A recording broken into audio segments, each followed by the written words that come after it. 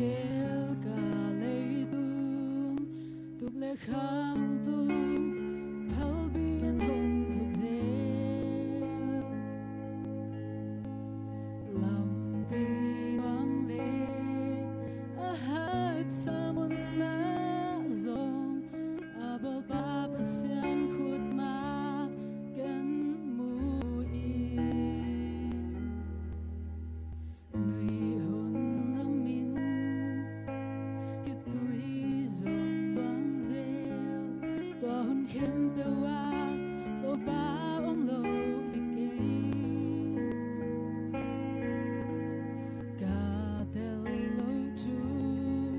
tam pi om lai ding pe lung wan nain ka pasian sung om aman thei gel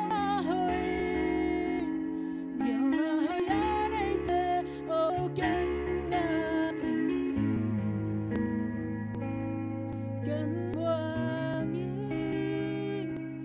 lung hen thei na tam zo ama thei na muang ni hong zo sang